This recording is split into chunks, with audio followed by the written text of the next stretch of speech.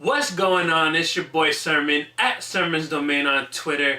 As a group, the Wu-Tang Clan hasn't really done too much to further their legacy in this new generation.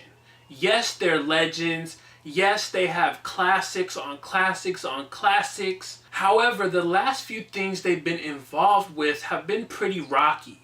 Whether it was lackluster music or fighting amongst the group, it just hasn't portrayed them in the best light. That stigma hopes to change with The Saga Continues. Right off the bat, I gotta note that this is less of a Wu-Tang Clan album and more of a compilation. DJ Mathematics is the guy behind it all.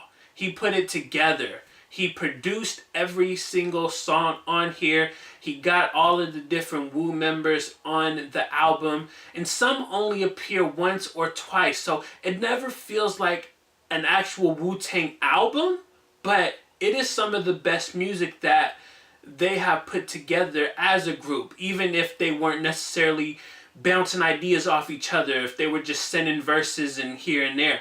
It's still a really good body of work. There's one common theme that lies with my two favorite songs, and hopefully you'll be able to pick up on that.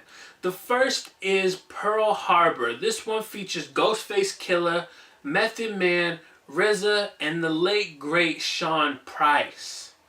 These posse cuts on the album are easily the highlights. I feel like that's what I wanted the most of. I wanted to see 4 different Wu members, even a guest feature, on one song together, because that is what's going to bring out the best in this music.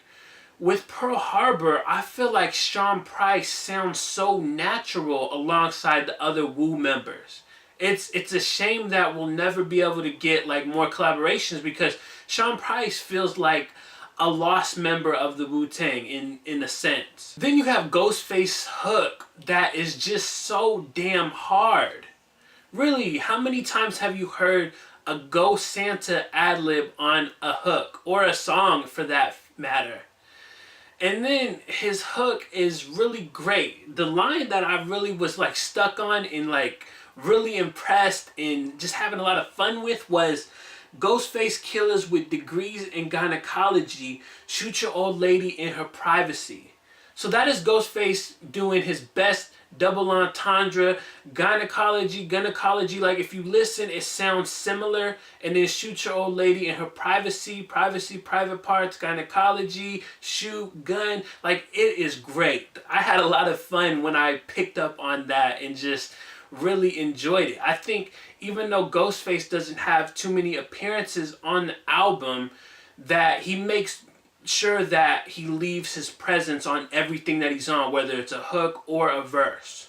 My other favorite song is called My Only One, and this one features, of course, Ghostface Killah, RZA, Capadonna, and Stephen Latour. The thing that makes My Only One take center stage on the album is the R&B hook by Stephen Latour. I don't know too much about him. I couldn't find much, but if Stephen has a whole body of work out or is coming out with one, I would definitely listen. That's how impressed I was with the hook.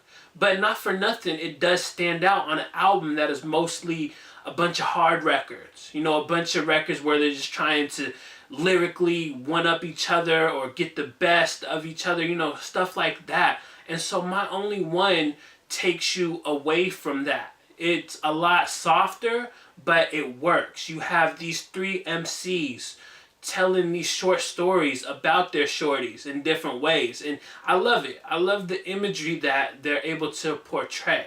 At first, I felt like it was hard to rank the 3 verses, but honestly, if you just go in order of how they appear on the song, I think that's a good indicator of how I feel. Ghostface had the best verse, RZA came in second, Capadonna, who is still great.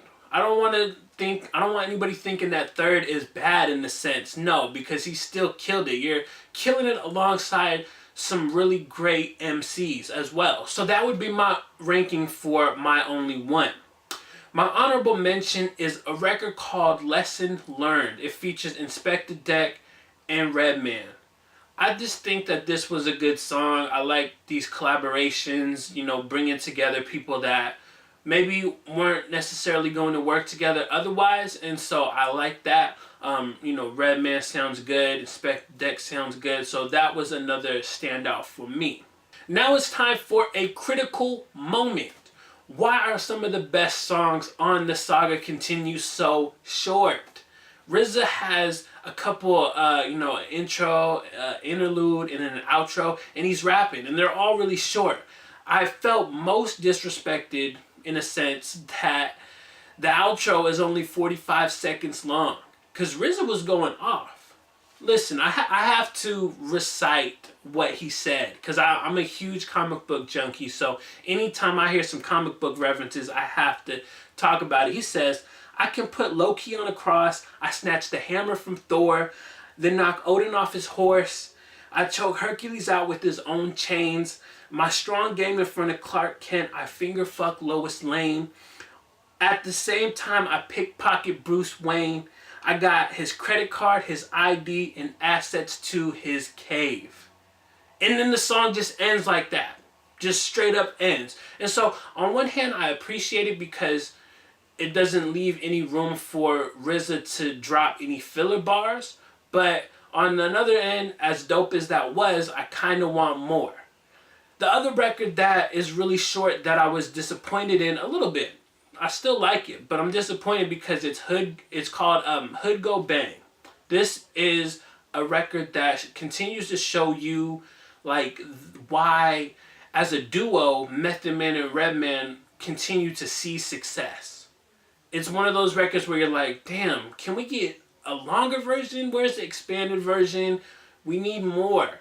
So I'm hoping that Blackout 3 is still on the cards. I'm hoping that maybe in 2018, these two will really lock in and do that album that they've been kind of teasing for the last few years. The Saga Continues feels a little disjointed. I felt like this is more of a compilation album, which it is, and at that same point, it's totally fine to me. I felt like out of everything that Wu-Tang has been involved in the last few years, you know, maybe 5, 6, even 7 years, as a group, this is easily the best they've sounded, even if you don't necessarily get as many collaborations as you would hope for. I don't know if it's DJ Mathematics production or the Wu rappers were just in the zone, but they came up with some stellar verses. You put it all together and you really have a great package. DJ Mathematics deserves a lot of praise because his production feels like vintage Wu-Tang, and at the same time still manages to sound like a modern day version of what Wu-Tang would be doing. So he was really able to capture what he felt would bring out the best in the Wu-Tang rappers, and easily that's proven throughout this album that he was able to do just that. He saw a lot of success in that regard. Ghostface Killah is my MVP because he didn't spit not one bad verse nor a bad hook. My runner-up would have to be Method Man because he came with it as well and appeared a lot more than the other Wu-Tang members. The only thing that's stopping him from being first is that I felt Ghostface had just a little bit more impact with his presence on The Saga Continues. So those are my thoughts on Wu-Tang Clan's The Saga Continues. DJ Mathematics produced it all. After you listen to this album, let me know what you think about it in the comment section below. And then like the video, subscribe to the channel if you're not already, share the video. Follow me on Twitter at Sermons Domain. And as always, thank you for your time. I appreciate you for watching. And until next time, peace.